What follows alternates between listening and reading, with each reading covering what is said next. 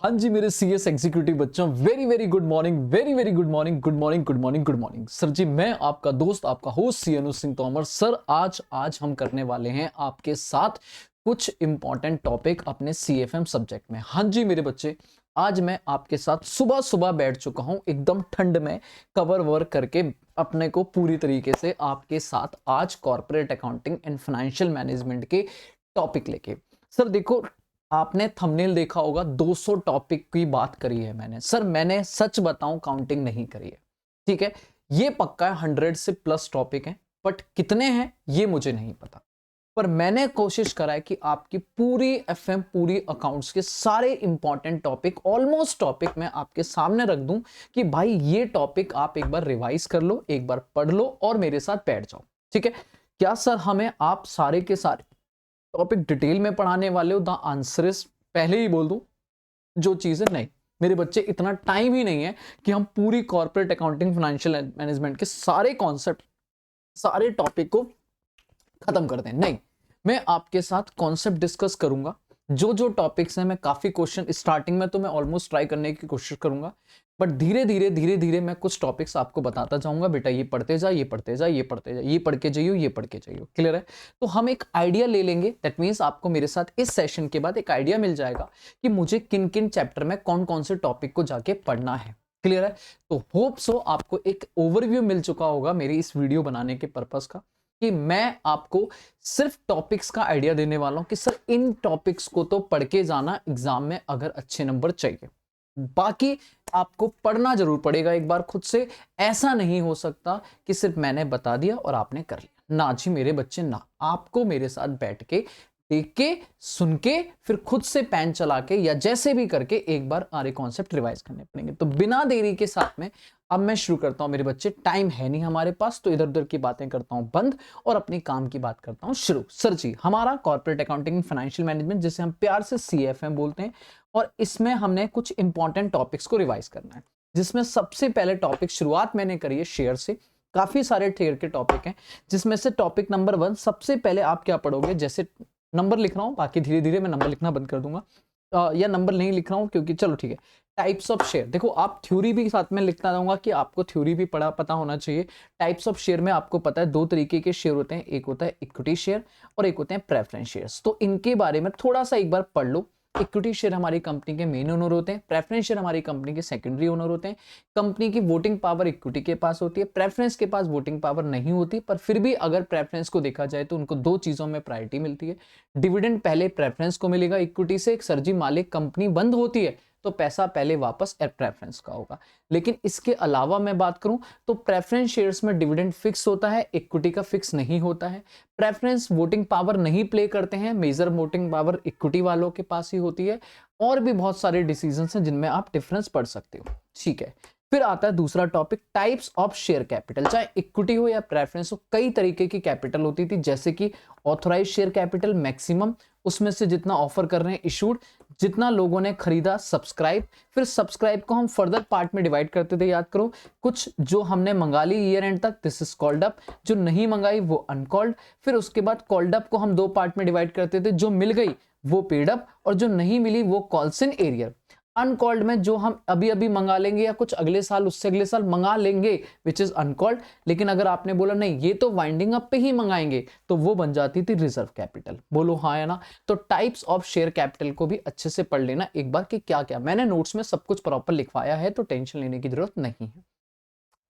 इसी के साथ में आप नोट बनाना सीख लेना कि सर जी जब आप बैलेंस शीट बनाते हो तो सारा कचरा आप मचाते हो नोट्स टू अकाउंट में, तो आपको शेयर कैपिटल का नोट बनाना आना चाहिए। एक क्वेश्चन आ सकता है, बिल्कुल एक्सपेक्टेड है कि सर आप बना के दिखाइए। तो आपको पता है सबसे पहले ऑथराइज शेयर कैपिटल दिखाएंगे, फिर इशूड शेयर कैपिटल दिखाएंगे, फिर सब्सक्राइब दिखाएंगे, और सब्सक्राइब में के बाद आएगी paid up and called up. तो paid up and called up को आपको दिखाना पड़ेगा, ये आपको सब्सक्राइब शेयर कैपिटल निकाल के दिखानी पड़ेगी। क्लियर है? तो पहला अपन शेयर्स के बारे में थोड़ा सा पढ़ लो, फिर टाइप्स ऑफ शेयर कैपिटल में सारी कैपिटल को एक बार गो थ्रू कर लो, फिर एक नोट्स वाला क्वेश्चन बढ़ा के देख लो। फिर आता है एक थ्योरी क्वेश्चन, इंपॉर्टेंट है सर, सिक्योरिटी प्रीमियम रिजर्व। आपको पता है सेक्शन 52 कहता है कि हम कंपनी के शेयर्स को प्रीमियम पे इशू कर सकते हैं। नाउ क्वेश्चन ये होता है कि सिक्योरिटी प्रीमियम को इशू तो कर लिया, बड़े ज्यादा पैसा आया है, इसको कहाँ यूज कर सकता हूं? तो सिक्योरिटी प्रीमियम के 5 यूज है। क्या क्या? बोनस शेयर इशू कर सकते हैं, बायबैक दे सकते हैं, बायबैक कर सकते हैं, अपनी कंपनी का अंडरराइटिंग खर्चा जो है, अंडरराइटिंग कमीशन वगैरह है वो दे सकते हैं, प्रीलिमिनरी एक्सपेंसेस को राइट अप कर सकते हैं, और अगर अपनी कंपनी के प्रेफरेंस शेयर या डिबेंचर्स को रिडीम कर रहा हूं वो भी प्रीमियम पे, तो उस प्रीमियम को भरपाई के लिए हम इस प्रीमियम का, सिक्योरिटी प्रीमियम का यूज कर सकते हैं। तो वो 5 यूज आपको पता होने चाहिए। फिर एक थ्योरी क्वेश्चन आता है, capital reserve versus reserve capital क्या होता है। आपको पता है रिजर्व कैपिटल क्या है? वो कैपिटल जो हमारी अनकॉल्ड है, हमने मंगाई नहीं है, हम मंगाएंगे कब? At the time of winding up, at the time of winding up. अगर कंपनी कल को बंद होती है तो वाइंडिंग अप पे जो कैपिटल मंगवाएंगे विच इज रिजर्व कैपिटल, ये कैपिटल का पार्ट होता है। But this is not capital, this is profit. वो प्रॉफिट जो नॉन रेगुलर नेचर का है, वो प्रॉफिट जो नॉन रेगुलर नेचर का है, दैट्स इज कैपिटल प्रॉफिट। वो प्रॉफिट को हम पीएनएल में नहीं डालते, हम जर्नलिज्म में नहीं डालते, हम उसको सेपरेट एक रिजर्व में डालते हैं विच इज कैपिटल रिजर्व। तो कैपिटल रिजर्व प्रॉफिट का पार्ट है, रिजर्व कैपिटल कैपिटल का पार्ट है। जो कैपिटल बाद में मंगाएंगे वो रिजर्व कैपिटल है। जो प्रॉफिट हमने नॉन रेगुलर से कमाया, लाइक शेयर फोरफीट कर लिए, बिजनेस सस्ते में खरीद लिया, एसेट बेचकर प्रॉफिट हुआ है, वो सारे प्रॉफिट कैपिटल रिजर्व में जाते हैं। ठीक है जी। इशू ऑफ शेयर आप परचेज ऑफ बिजनेस के लिए अदर देन कैश, ये दोनों टॉपिक मैं बोलूंगा अदर देन कैश के, अच्छे से एंट्री पढ़ के जाना। बिजनेस खरीदते थे तो आपको 2 एंट्री करनी होती थी। सर शेयर खरीदा, सुंदरी एसेट, याद है मेरी क्लास में? बिल्कुल याद होगा। Sundry asset account debit to sundry liability, sundry asset account debit to sundry liability to vendor.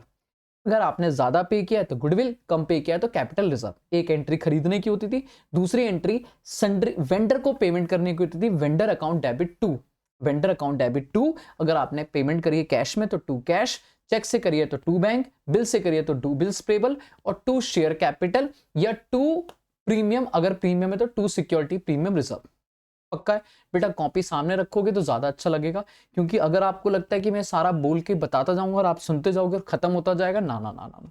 फिर बच्चे कॉपी रख लो अपनी क्लास की और आप मेरे साथ रिवाइज करते जाओ, तो आपको टॉपिक भी समझ आते जाएंगे और आपको क्लियर भी होता जाएगा। ठीक है, तो दोबारा एंट्री बोल रहा हूँ, शेयर इशू बिजनेस खरीदने की, sundry asset account debit to sundry liability to vendor, खत्म। फिर वेंडर अकाउंट डेबिट टू भैया पेमेंट जो भी आप कैश बैंक ड्राफ्ट कर रहे हो, और to share capital to security premium reserve. Clear है? नंबर ऑफ शेयर निकालने का एक फॉर्मूला होता था, purchase price minus amount already paid divided by, important है, divided by issue price per share, issue price per share. बोलो मेरे लाल, मेरे पीले, मेरे हरे। क्लियर है? अगर हमने कहा नहीं नहीं मैं तो फिर सिर्फ एसेट खरीद रहा हूं, तो भाई पहली एंट्री में सुंड्री एसेट नहीं आएगा, सन्ड्री लाइबिलिटी नहीं आएगा, सिर्फ आएंगी एसेट।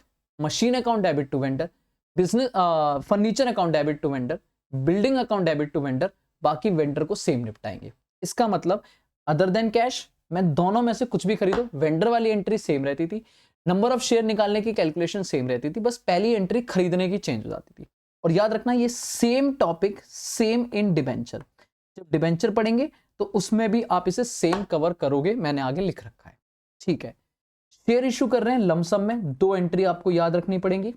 पहली एंट्री पैसा आएगा, bank account debit to share application and allotment, पैसा आया, एप्लीकेशन गई।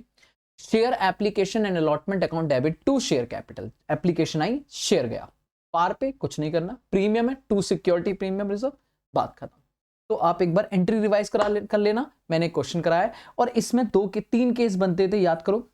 हमने 10,000 शेयर ऑफर करे, मान लो कंपनी ने, अब 10,000 की 10,000 एप्लीकेशन आई, फुल्ली सब्सक्रिप्शन, जो मैंने अभी अभी कर दिया, कुछ नहीं करना, सेम एंट्री, बात खत्म। लेकिन अगर मान लो 9,500 शेयर अप्लाई हुए हैं, इसका मतलब अंडर सब्सक्रिप्शन 90% से ज्यादा है। मिनिमम सब्सक्रिप्शन का कॉन्सेप्ट दिमाग में रखना, 90% से तो ज्यादा है, बट फिर भी यार कुछ तो कम है। हाँ सर कम तो है, 90% से ज्यादा है पर वैसे तो कम है। हाँ जी बिल्कुल कम है। तो उस केस में क्या होगा, उस केस में क्या होगा सर, आप 95,000 से सारी एंट्री मार दोगे अंडर सब्सक्रिप्शन। मतलब नॉर्मल 2 एंट्री, यहां भी 2 एंट्री होंगी, लमसम होगा तो यहां भी 2 एंट्री होंगी, बस अंतर ये कि 10,000 से ना करके आप सारी एंट्री 9,500 से मार दोगे। बट व्हाट अबाउट सर जी अगर 12,000 एप्लीकेशन आ गई, मतलब 10,000 ऑफर करा था, लोगों ने 12,000 के लिए अप्लाई किया, तो अंडर है या ओवर है? ओवर है मेरे बच्चे। तो ओवर के केस में क्या करोगे आप मेरे बच्चे? ओवर सब्सक्रिप्शन में जो आपको एक्सेस एप्लीकेशन आई है, जो भी आपके पास एक्सेस एप्लीकेशन बनी है सर, उसको आप 2 पार्ट में काम कर सकते हो। क्या क्या कर सकते हो मेरे बच्चे? सबसे पहले या तो आप कहोगे रिजेक्ट, एंड रिफंड, कि भाई साहब वो 2000 का उठाओ और पैसा वापस कर दो। तो एंट्री में लिख देता हूं, यहाँ पे एंट्री हो जाएगी bank account debit to share application and allotment, to share application and allotment, बोलो हाँ या ना।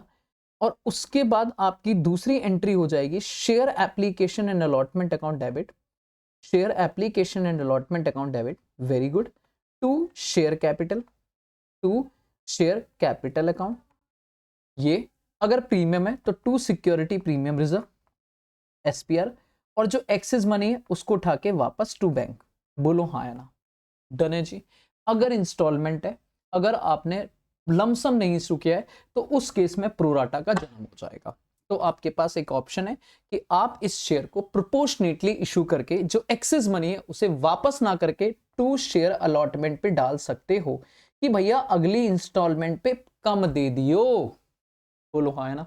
बट याद रखना, इसके लिए आप बनाओगे वर्किंग नोट नंबर 1, अच्छे से कॉपी उठा लो और कैलकुलेशन देख लो। वर्किंग नोट 1 आपको बढ़िया से समझ आना चाहिए। मैं याद करा देता हूं कॉलम्स। सबसे पहला कॉलम शेयर अप्लाइड, फिर शेयर अलॉटेड, क्वेश्चन बताएगा कितने कैटेगरी में अप्लाई किए गए, कंपनी ने कितने शेयर दिए। एक बार अप्लाइड मान लो 12,000 है, कंपनी ने दिए 10, तो 2,000 आ गए एक्सेस एप्लीकेशन इन शेयर।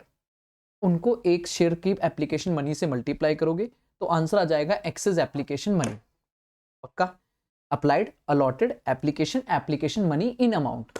उसके बाद आप निकालोगे अलॉटमेंट मनी ड्यू, कि हमें इस कैटेगरी में अलॉटेड शेयर पे कितना पैसा अगली इंस्टॉलमेंट पे लेना है, that is allotted multiply by allotment money पर शेयर। और एक्सेस मनी को अलॉटमेंट से कंपेयर करो, अगर एक्सेस मनी कम है तो पूरी एडजस्ट कर दो, रिफंड करने की जरूरत नहीं है, जीरो रिफंड होगा। और अगर एक्सेस मनी ज्यादा है अलॉटमेंट से, तो भैया एक्स्ट्रा तो पैसा वापस करना पड़ेगा, मैक्सिमम अलॉटमेंट तक एडजस्ट होगा, उससे ऊपर रिफंड होगा।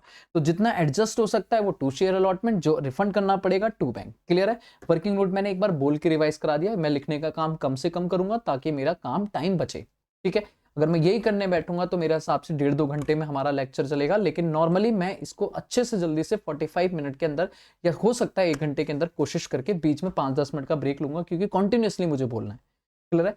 तो वो करके मैं आपको कर दूंगा। ठीक है, सुबह सुबह का टाइम है। देखो नॉर्मली क्या होता है कि वैसे तो अपन लंबी क्लास ले लेते हैं, बट सुबह सुबह एनर्जी में कहीं ना कहीं थोड़ा सा रहता है कि हाँ यार ठीक है, थोड़ा गला खराब ना हो जाए, वो चीजें ध्यान रखें। ठीक है सर। फोर्थ फीचर में क्या है सर? प्रोराटा होगा तो कोई ना कोई हो सकता है कॉल्स इन एरियर हो जाए या कॉल्स इन एडवांस आ जाए, पढ़ के जाना दोनों अलग से अच्छे से। कॉल्स इन एरियर मतलब पैसा नहीं दिया, तो जब नहीं दिया तो जितना आया बैंक अकाउंट डेबिट, जो नहीं आया calls in arrear account debit. To share allotment या जो भी है इंस्टॉलमेंट, वो तो आपका जो भी पैसा नहीं आया वो पैसा जाता है कॉल्स इन एरियर में। भाई नहीं दिया तो एक अकाउंट खोलेंगे कॉल्स इन एरियर्स। उस कॉल्स इन एरियर्स के दो ट्रीटमेंट होंगे, या तो वो बाद में दे देगा, देगा तो विद इंटरेस्ट देगा, इंटरेस्ट लगाएंगे हम एटलीस्ट 10% पर एनम। हम उससे 10% का ब्याज वसूलेंगे, जितने दिन का, जितने महीने का, जितने टाइम के लिए डिले किया उसने। तो एंट्री हो जाएगी bank account debit to calls in arrears और to interest on calls in arrears, क्योंकि कंपनी के लिए ये इनकम हो जाएगी और ये इंटरेस्ट अपना पीएनएल में क्रेडिट हो जाएगा। लेकिन अगर आपने पैसा नहीं दिया, हमने मंगाया था, हमने मंगाया, आपने नहीं दिया, हमने कॉल्स इन एरियर्स को डेबिट करा, उसके बाद हमने फिर नोटिस भेजा, आपने फिर करा कि भैया ऐसा है, ऐसे नोटिस रोज आते हैं, तो हम उस केस में इन शेयर को उठा के फोरफिट कर देंगे। इन शेयर को फोरफिट करने का मतलब क्या है मेरे बच्चे? इनको फोरफिट करने का मतलब ये है कि सर जी आपको ये शेयर सामने वाले से वापस लेंगे। तो एंट्री क्या होगी? शेयर कैपिटल अकाउंट डेबिट, अगर एसपीआर है तो SPR account debit to calls in arrear. खत्म, राइट? जो पैसा मिलना था वो नहीं मिला तो खत्म, और जो मिल गया वो वापस करेंगे क्या? नहीं, वो जब्त कर लेंगे, हमारे लिए फायदा, टू शेयर फोरफिटेड। बोलो हाँ या ना। तो नॉर्मल सा केस है, कैपिटल वापस हो जाएगी, प्रीमियम वापस होगा, जो नहीं मिला वो राइट खत्म, और जो मिल गया वो फायदे में क्रेडिट हो जाएगा। इसके लिए आपको 5-6 बातें याद रखनी थी। पहला, कैपिटल डेबिट होगी सर जी, सबसे पहले अप्लाइड शेयर से एंट्री होगी, अलॉटेड से, अलॉटेड से कैपिटल डेबिट होगी कॉल्ड अप से, सिक्योरिटी प्रीमियम डेबिट होगा जब नहीं मिला है, मिल गया है तो इग्नोर मारेंगे। क्यों क्यों क्यों क्यों सर? लॉजिक क्लास में, अभी नहीं, लॉजिक वॉजिक पे टाइम लगाएंगे सर। सिक्योरिटी प्रीमियम डेबिट करेंगे अगर नहीं मिला है तो। कॉल्स इन एरियर्स, जो पैसा अगर आपका नॉर्मल कैटेगरी से डायरेक्ट आ जाएगा, अगर आपका प्रोराटा कैटेगरी अलॉटमेंट पे फेल हुआ तो यहाँ भी वर्किंग नोट नंबर 2 बनता था, याद करो। अप्लाइड निकलता था, फिर अलॉटेड निकलते थे उस पर्सन के, फिर अप्लाइड और अलॉटेड को माइनस करके एक्सेस मनी निकालता था, फिर निकालता था उससे कितना पैसा आना चाहिए था, जो नहीं आया, this is calls in arrear. तो इसके लिए वर्किंग नोट नंबर 2 बनाते थे। कोई टेंशन नहीं है। हाँ सर बिल्कुल पता है। तो वही वर्किंग नोट 2 में अगर आपका अमाउंट है तो वो कॉल से यहाँ आ जाएगा, वरना डायरेक्ट आ जाएगा, और जो बचेगा वो बैलेंसिंग फिगर आ जाएगा। ठीक है, फिर क्या कंपनी इन शेयर को रख के बैठेगी? नहीं सर, इन कंपनी इस शेयर को रीइश्यू मारेगी, तो रीइश्यू की फिर एक एंट्री हो जाएगी bank account debit to share capital, सीधा पैसा आएगा और शेयर जाएगा।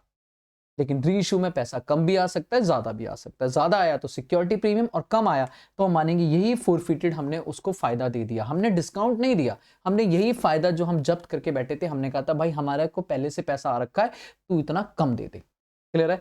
तो याद रखना था, यहाँ पे एक शॉर्टकट मैंने बताया था, एट द रेट या आपको फॉर, तो ये वाला अमाउंट बैंक में जाएगा, और जो भी पेड अप वैल्यू गिवन है, अगर 8 रुपए पेड अप लिखा है या 9 रुपए पेड अप लिखा है या फुल्ली पेड अप लिखा है, तो 10 रुपए पूरी फेस वैल्यू वो आपकी कैपिटल में जाएगी, और अपना आप कंपेयर करोगे, पैसा ज्यादा आया तो सिक्योरिटी प्रीमियम, कम आया तो शेयर फोरफिटेड अकाउंट डेबिट।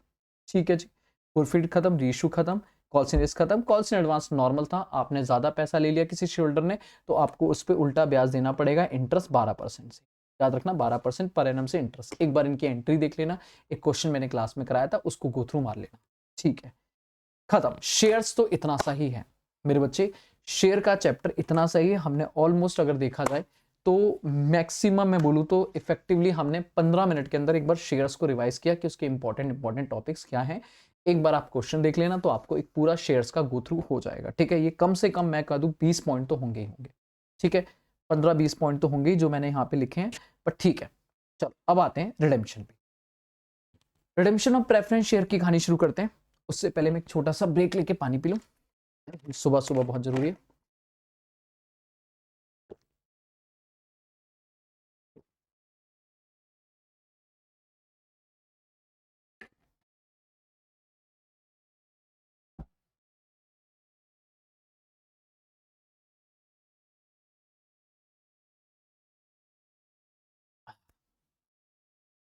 बहुत ध्यान रखना पड़ता है मुझे अपने गले का, मैं लिटरली बता रहा हूँ। हाँ, कहीं ना कहीं बहुत, ठीक है, होता है। चलो शुरू करते हैं। हाँ जी, now calculation of CRR, redemption of preference share की कहानी शुरू करें। तो सर रिडेम्पशन में आपको मेनली क्या पढ़ना है? CRR.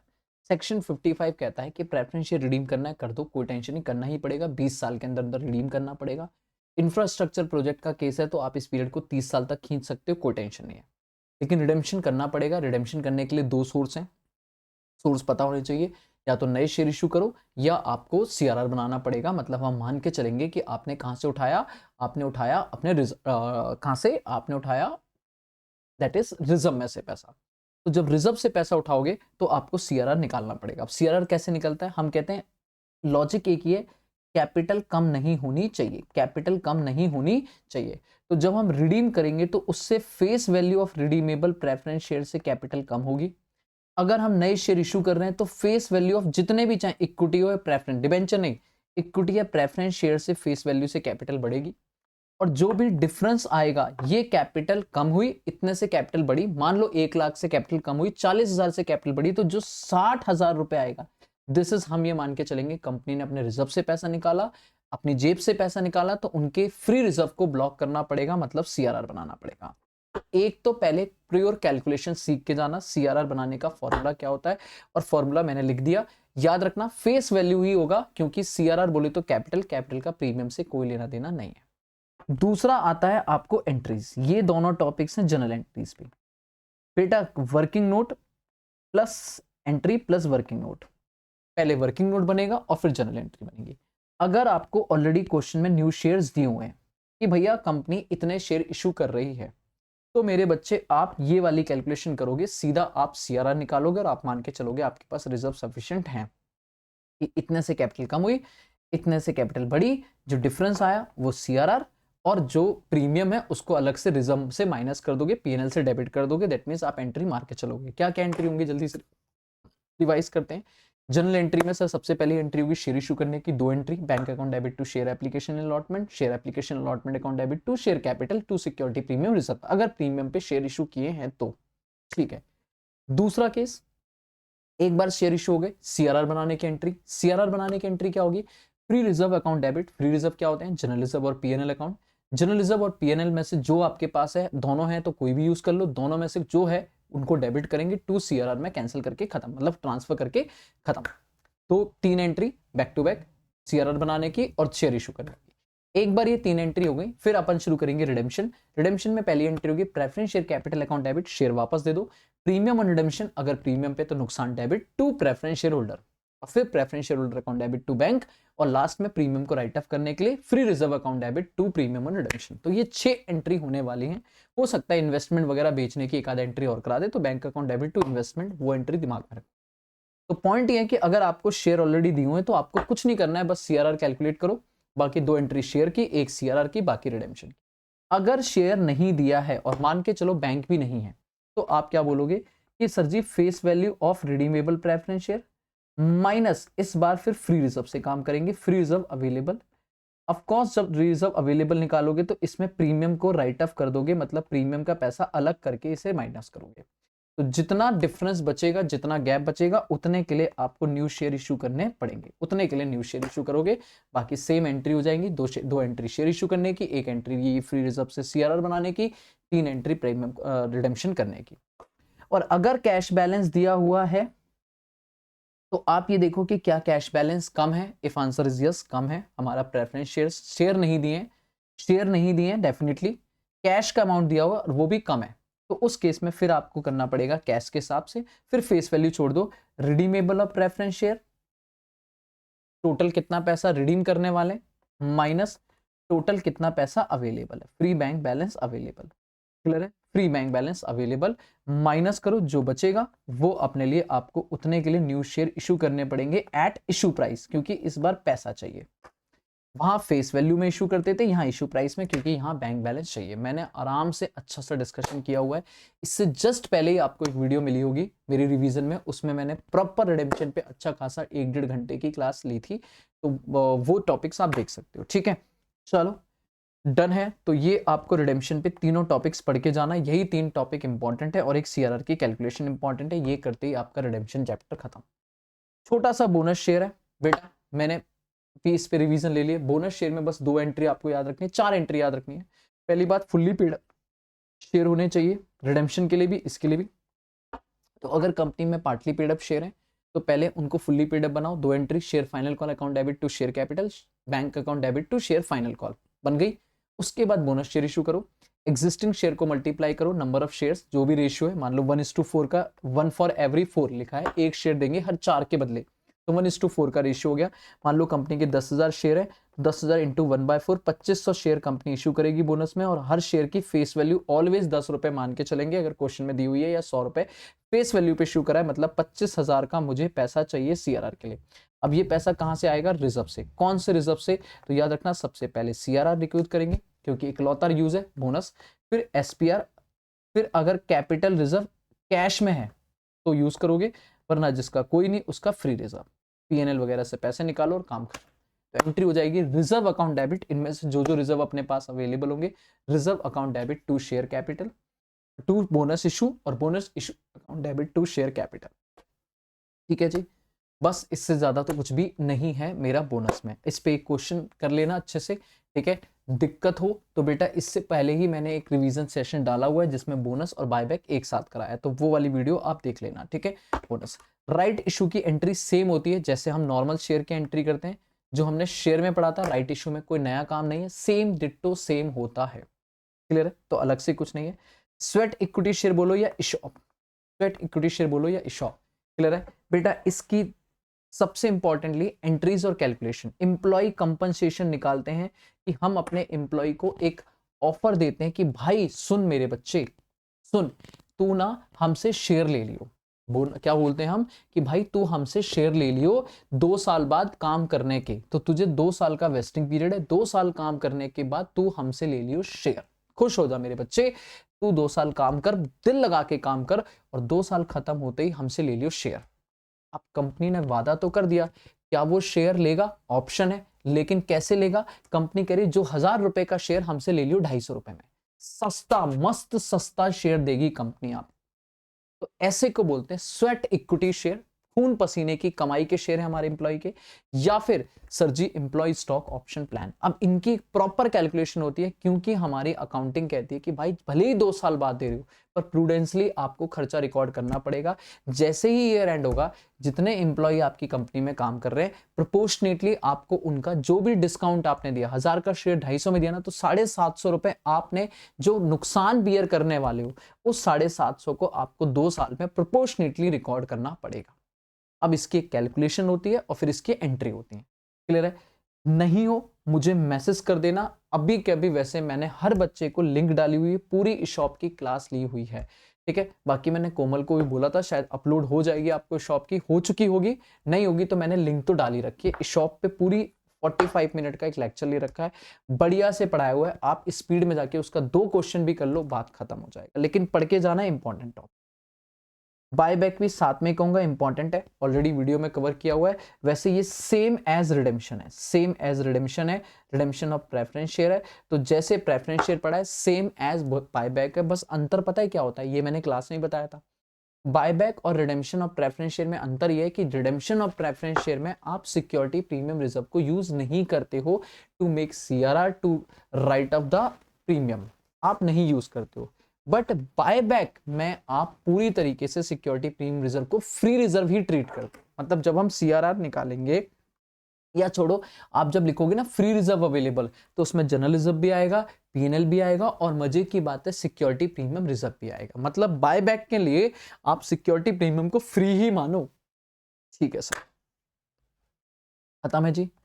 Issue for other than cash consideration मैं नहीं डिस्कस करूंगा, क्योंकि ऑलरेडी मैं सेम एज शेयर्स में कर चुका हूं। तो कुछ टॉपिक ऐसे हैं बेटा आपके कोर्स में जो इंपॉर्टेंट है, और बच्चा देख के घबरा जाता है कि यार डिबेंचर में अदर देन कैश नहीं आता, यार बायबैक हमें नहीं आता। अरे मेरे बच्चे आता है, आपने शेयर पढ़ लिया, आपने रिडेम्पशन ऑफ प्रेफरेंस शेयर पढ़ लिया, उसका डिट्टो सेम टॉपिक है। क्यों घबरा रहा है, क्यों घबरा रहा है मेरे बच्चे, आराम से, ठीक है सर। अब आ जाओ issue of debenture under collateral security. तो खत्म हो चुका है। अब तक मैं यहां तक बोलूं क्या क्या चैप्टर हमारे निपट चुके हैं, जल्दी बताओ सर। हमने इशू ऑफ शेयर्स पढ़ लिया, हमने इशू ऑफ और शेयर्स के बाद हमने रिडेम्पशन ऑफ प्रेफरेंस शेयर कर लिया, बोनस कर लिया, राइट कर लिया, स्वेट इक्विटी शेयर कर लिया, ठीक है, बायबैक कर लिया। तो ये छोटे छोटे सारे चैप्टर खत्म। मैं कहता हूं पहला वाला आपका जो शेयर कैपिटल वाला चैप्टर है ना, चैप्टर 4 या 3 जो भी है, वो कंप्लीट हो गया। नाउ अब आते हैं डिवेंचर पे। डिवेंचर में भी अदर देन कैश हटाओ। कोलेटरल सिक्योरिटी क्या है सर जी, 2 एंट्री, बस 2 एंट्री। हमने बैंक से लोन लिया है, बैंक ने हमसे प्राइमरी सिक्योरिटी में एसेट मांगी थी, हमने दे दी। हमने कहा भाई ले जा, क्या दिक्कत है, ले जा एसेट। लेकिन बैंक को लगता है यार प्राइमरी सिक्योरिटी आज तो ठीक है, बट 10 साल बाद जब आप लोन वापस करने आओगे तो ये मशीन की वैल्यू डेप्रिशिएट होकर कम हो जाएगी, तो हमें नुकसान हो जाएगा। हम जब कंपनी से पैसा वसूलेंगे और कंपनी ने अगर नहीं दिया तो वाइंडिंग अप के टाइम पे लिक्विडेटर हमें इसे सेकंड नंबर पे लगा देगा। क्यों? क्योंकि हम अनसिक्योर्ड कहलाएंगे। याद है पूरी कहानी? हाँ सर, क्लास में अच्छे से पढ़ाया था आपने। अब पॉइंट ये है कि जब other than cash sorry collateral है, तो बैंक हमसे इनिशियली क्या कहती है कि भाई देख प्राइमरी सिक्योरिटी तो ठीक है, हाँ जी, पर हमें एक कागज का टुकड़ा दे दे, डिबेंचर। क्यों? क्योंकि ये डिबेंचर सिक्योर्ड है। तो हम अगर कल को प्राइमरी सिक्योरिटी सफिशिएंट नहीं भी होती है तो भी हम लाइन के आगे लगेंगे एज अ डिबेंचर होल्डर। तो अगर कंपनी ऐसे में डिबेंचर देती है तो उस डिबेंचर्स को बोलते हैं कोलेटरल सिक्योरिटी। 2 एंट्री होती है। पहली एंट्री बैंक से लोन लेने की, बैंक अकाउंट बुक निकाल लो, कॉपी निकाल लो, जो है नोट्स लिखे हैं निकाल लो। Bank account debit to bank loan, पहली एंट्री ऑलवेज होगी। दूसरी एंट्री डिबेंचर इशू करने की, कहता है मेथड ए नो एंट्री, कुछ मत करो भाई, काय का ना कागज का टुकड़ा है, अनएक्टिव है, जान ही नहीं है इसमें। तो एंट्री क्या होगी? No no no no no no entry. पर कुछ लोग कहते हैं ना जी ना, इतना इंपॉर्टेंट डॉक्यूमेंट है, बताना तो पड़ेगा सर जी, बताना तो पड़ेगा। तो एंट्री होगी debenture suspense account debit to percentage debenture account. इसकी प्रेजेंटेशन बैलेंस शीट में देख लो। बैलेंस शीट में लॉन्ग टर्म लोन के अंदर आएगा, लॉन्ग टर्म बोरिंग के अंदर आएगा ये। अगर आपने नो एंट्री करी है तो नोट करके दे दो, और अगर आपने डिबेंचर सस्पेंस अकाउंट खोला है तो डिबेंचर लिख के डिबेंचर सस्पेंस माइनस करके 0 कर दो। इंपैक्ट लोन अमाउंट ही आएगा, कुछ नहीं पड़ेगा। प्लीज कॉपी में देख लो एक बार। डन। कहता है डिबेंचर कैश में इशू करा है विद टर्म्स ऑफ रिडेम्पशन, पढ़ लेना, इंपॉर्टेंट टॉपिक है। डिबेंचर इशू करने की कैश में 2 ही एंट्री, वही सेम जैसे शेयर में होती थी। Bank account debit to debenture application allotment, debenture application allotment account debit to percentage debenture. बोलो हाँ या ना। अगर पार पे है तो भाई यही है, अगर प्रीमियम पे है तो टू सिक्योरिटी प्रीमियम रिजर्व एक चीज और आ जाएगी। और आपका अगर डिस्काउंट है तो डिस्काउंट ऑन इशू डेबिट हो जाएगा, है ना। दोबारा बोलो, पहली entry bank account debit to debenture application allotment, दूसरी entry debenture application allotment 2% debenture, तो आप करोगे। अगर प्रीमियम है तो एसपीआर हो जाएगा, और अगर आपका डिस्काउंट है तो डिस्काउंट डेबिट हो जाएगा, क्योंकि डिस्काउंट नुकसान, प्रीमियम फायदा, फायदा क्रेडिट, डिस्काउंट डेबिट, ठीक है। लेकिन ये तो हो गई अगर आपने इशू की एंट्री करी, पर कई बार क्वेश्चन कहता है कि इशू के टाइम पे हम सामने वाले को रिडेम्पशन की कंडीशन बता देते हैं कि भाई देख, आज मैं तुझसे पैसा ले रहा हूं, मैं तेरा पैसा 10 साल बाद वापस करूंगा, और कितना वापस करूंगा, अगर मैं 10 साल बाद दे रहा हूं पार पे 100 लिया है 100 वापस, तो कुछ नहीं करना, यही आपकी फाइनल एंट्री है। याद आ रहा है? हाँ सर। और अगर आपने बोला नहीं 100 का पैसा हम देंगे आपको 120, दैट इज फ्यूचर में प्रीमियम पे वापस करूंगा, तो फ्यूचर ब्राइट है या अंधकार में? अंधकार में, मतलब लॉस नजर आ रहा है। और अगर लॉस नजर आ रहा है मेरे बच्चे, तो मेरा अकाउंट्स कहता है क्या? मेरा अकाउंट्स कहता है कि सर आपको इस लॉस को, फ्यूचर लॉस को आज ही रिकॉर्ड करना पड़ेगा, एक एंट्री मारनी पड़ेगी, loss on issue of debenture account debit to premium on redemption. याद आ रहा है, नहीं आ रहा है? तो ये वाला टॉपिक आप पढ़ के जाना कि कई बार क्वेश्चन आपसे इश्यू पार पे कराएगा, प्रीमियम पे कराएगा, डिस्काउंट पे कराएगा, लेकिन रिडीम प्रीमियम पे करवाएगा, तो उसकी एंट्री बनानी आनी चाहिए आपको मेरे बच्चे, ठीक है। इंटरेस्ट की एंट्री आपको आनी चाहिए, टीडीएस वाला कॉन्सेप्ट है, विद टीडीएस पढ़ के जाना अच्छे से। सर क्या होता है इंटरेस्ट की एंट्री? सिंपल एंट्री है, इंटरेस्ट मतलब कंपनी के लिए खर्चा। Interest on debenture account debit, company entry क्या करेगी? Interest on debenture account debit to debenture holder.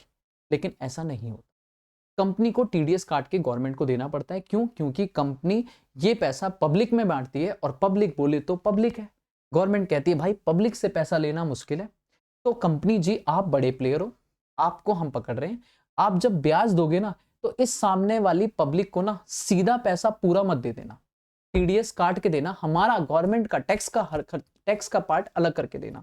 तो हम क्या करते थे एंट्री?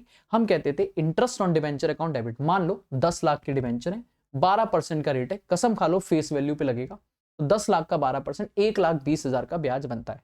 तो एंट्री होगी interest on debenture account debit, पूरे साल का मान के चलो 1,20,000 रुपए, टू डिबेंचर होल्डर नहीं, पहले टू टीडीएस पेबल, गवर्नमेंट का पैसा अलग होगा, मान लो 10% टीडीएस रेट है, तो 1,20,000 का 10% 12,000 टू टीडीएस पेबल, और फिर आएगा to debenture holder, to debenture holder 12,000, 1,08,000। तो पॉइंट इज एंट्री क्या होगी? Interest on debenture account debit 1,20,000, to TDS payable 18,000, to TDS payable मतलब 12,000, और टू डिबेंचर होल्डर 1,08,000, और फिर एंट्री हो जाएगी TDS payable account debit 12,000, debenture holder account debit 1,08,000, to bank 1,20,000, और लास्ट में PNL account debit to interest 1,20,000, 1,20,000। मतलब payment के दो हिस्से कर दो कि भैया खर्चा तो उतना ही है 1,20,000, राइट अप भी उतना ही होगा, पेमेंट भी उतनी होगी, बस पेमेंट एक बंदे को 1,20,000 नहीं जाएगी, 1,08 और 12 अलग अलग जाएगी, ठीक है। लॉस को राइट ऑफ करना most important topic, most important topic.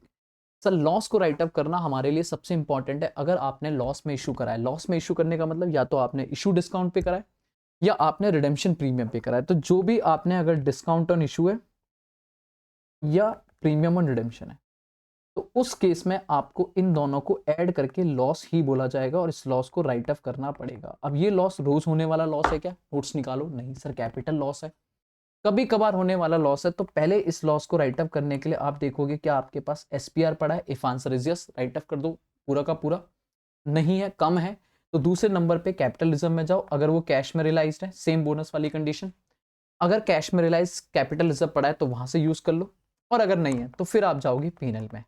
लेकिन पीएनएल में आपको एक बार में राइट ऑफ करना नहीं अलाउ किया जाएगा। अगर आप एक बार में रिडीम करोगे 5 साल 10 साल बाद, लमसम रिडेम्पशन है, तो 10 साल में धीरे धीरे इक्वली राइट ऑफ कर दो। जैसे मान लो 1 लाख का लॉस है और आपके पास security premium reserve capital reserve मिला के 60,000 रुपए पड़ा है, तो 40 पेंडिंग रह गया, 40 के लिए आप पीएनएल में जाओगे और आप कह रहे हो एक बार में 10 साल बाद रिडीम होने वाला है, तो 40,000 डिवाइडेड बाय 10, हर साल 4-4 हजार रुपए रिडीम करोगे, राइट ऑफ करोगे, खत्म करोगे। लेकिन आपने बोला ना जी ना, हम धीरे धीरे हौले हौले रिडीम करेंगे, मतलब आपके 10 लाख के डिवेंचर है, आपने बोला पहले साल 1 लाख, हर साल 1 लाख रुपए वापस कर देंगे, तो पहले साल 10 लाख, फिर उसके बाद 1 साल रिडीम हो गए 1 लाख, रिडीम हो गए 9 लाख, फिर 1 लाख रिडीम हो गए 8 लाख, फिर 1 लाख रिडीम हो गए 7, ऐसे ही 7 6 5 4 3 2 1, इस तरीके से रिडेम्पशन होगा, इंस्टॉलमेंट में रिडीम होगा। तो आपको उसी इंस्टॉलमेंट के रेशियो में अपने लॉस को राइट अप करना पड़ेगा। जैसे कि मेरे केस में पहले साल 10 लाख पूरा था तो 10 लाख, फिर 9 लाख, फिर 8 लाख, फिर 7 लाख। तो ये जो आउटस्टैंडिंग अमाउंट का रेशियो का उसी रेशियो में राइट ऑफ करना पड़ेगा। क्लास करवाई थी, आराम से देख, खत्म। इशू में इतना ही है। रिडेम्पशन में आ जाओ। रिडेम्पशन ऑफ डिबेंचर में लमसम है, लेकिन उससे पढ़ने से पहले आप पहले डीआरआर डीआरआई की कैलकुलेशन पढ़ना।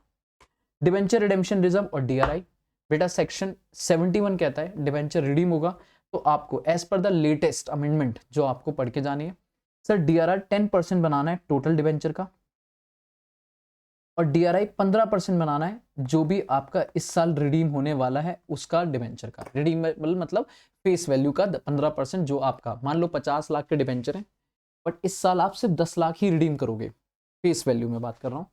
तो 10 लाख का 15%, 1.5 लाख का आपका डीआरआई बनेगा, और 50 लाख का 10%, 5 लाख डीआरआर बनेगा। क्लियर है? तो ये आना चाहिए। अब इसके साथ में एंट्री आनी चाहिए। आप अगर रिडीम कर रहे हो तो आपको पहले डीआरआर की एंट्री करोगे। डीआरआर कहां से बनेगा? Statement of PNL account debit to DRR, पहली एंट्री। डीआरआई कहां से बनेगा? इन्वेस्ट करना है पैसा, डीआरआई इन्वेस्टमेंट अकाउंट डेबिट आएगी टू बैंक, पैसा गया। एक बार डीआरआर डीआरआई बन गया, उसके बाद जिस दिन रिडेम्पशन होगा उस दिन सबसे पहला काम होगा डीआरआई रियलाइज करोगे, इन्वेस्टमेंट बेचोगे, bank account debit to DRI, फिर सेम डिबेंचर वापस लोगे, debenture account debit, premium account debit to debenture holder to bank, और एक बार रिडीम हो गया, पैसा गया, उठा के अपना premium write off PNL account debit या security premium reserve account debit to premium redemption, और फिर debenture redemption reserve account debit to general reserve. ठीक है, तो दो एंट्री, एक डीआरआर बनाने की, एक डीआरआई खत्म करने की, लास्ट में एक डीआरआर बनाने की, डीआरआर खत्म करने की, दो एंट्री डीआरआई की, डीआरआई बनाने की और बेचने की, दो एंट्री रिडेम्पशन में डिबेंचर लेने की और पेमेंट करने की, और एक एंट्री प्रीमियम को राइट अप करने की। तो 7 एंट्री में आपको रिडेम्पशन इन लमसम खत्म हो जाएगा। ठीक है, इंस्टॉलमेंट है तो यही 7 एंट्री हर साल होनी रिपीट हो जाएंगी, कोई टेंशन वाली बात। Open market operation the most important topic, बेटा इसे मैं यहां नहीं समझा सकता, बट आप प्लीज पढ़ के जाओगे। एक्स इंटरेस्ट, कम इंटरेस्ट, सर जी स्टॉक मार्केट से अपने ओन डिबेंचर खरीद लिए, ओन कैंसिलेशन, इमीडिएट कैंसिलेशन, बाद में कैंसिलेशन, ये टॉपिक आप पढ़ के जाओगे, आप नोट्स में अच्छे से पढ़ के जाओगे। बेटा मैं ये कह सकता हूँ आप इसे पढ़ के जाओगे, मैं इसे यहाँ नहीं रिवाइज कर पाऊंगा। ये है रिडेम्पशन, खत्म हो गया हमारा शेयर पूरा का पूरा, खत्म हो गया हमारा डिबेंचर। अब आ जाओ cash flow. Cash flow from operating activity, direct method याद करके जाना बेटा अच्छे से। डायरेक्ट मेथड क्या होता था?